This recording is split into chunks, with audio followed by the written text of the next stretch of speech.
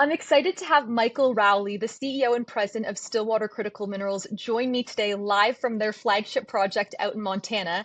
Now, they're working to secure critical minerals supply out in the US, and they've attracted investment from major players like Glencore. Michael, thank you so much for joining me today. Thank you. Glad to be here. Your project out in Montana has exposure to 8 different critical minerals. Could you tell us a bit about the findings at your site and why the Stillwater Critical West project is so significant? Sure, I'd be glad to. I mean, in a nutshell, 1.8 billion pounds nickel, copper, cobalt, 3.8 million ounces palladium, platinum, rhodium, and gold in our January updated resource estimate. That's a lot of metal, and that's contained as 5 deposits that really want to connect across that core 12 kilometers of the project. That's basically what we're working on here. The core behind me, the drill is turning. We're excited. We're expanding on those high-grade discoveries that you saw from us. And that's the buzz here. That's what we're excited about. The broader district, of course, long history of critical mineral production, and that's a key part of the story as well. 10 minutes down the street here is the Stillwater mine, founded in 1986, and it's the site of historic chrome mill from World War II era, right? So the U.S. government has been producing and even subsidizing critical mineral production in this very district for over 100 years. So clearly a very active district. And I know Glencore, one of the world's largest natural resource companies, made a 9.99% equity investment in your company. How did your project attract the attention of such a big player? And what do you plan to do with their investment to help advance your project? Sure. Well, the second question there is the easy answer. That's what we're drilling with right now, and we're excited about that.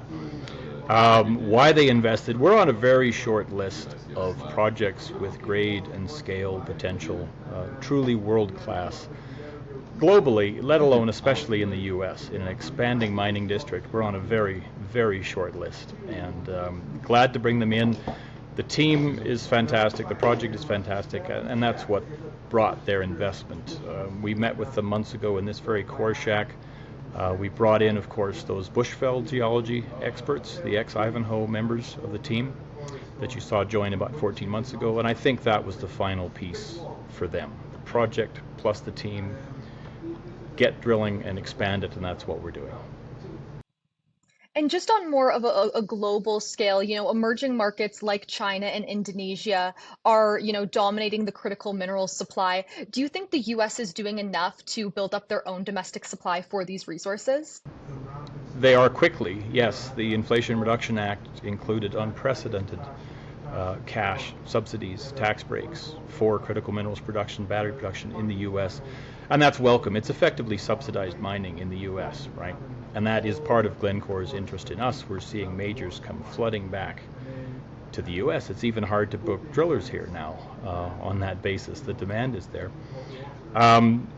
It's worth noting that these are sulfide minerals too, and essentially everything that comes out of Indonesia, New Caledonia, Philippines, that's largely the Chinese supply, is laterite mineralization, much greater carbon footprint, and your viewers should pay attention to that. We're not only talking about deglobalization and domestic supply of these things, we're also talking about a much lower carbon footprint of supply. These sulfide nickel minerals convert to clean battery nickel much more easily, much lower carbon footprint. And speaking of batteries, your site has exposure to nickel and cobalt. Where do you see demand for these two metals heading given the transition we're seeing to electric vehicles? Sure. Well, the the best source I can quote is probably Benchmark Minerals. They see a need for 384 new mines of the typical size for a suite of critical minerals, and that includes, I believe, about 72 new nickel mines.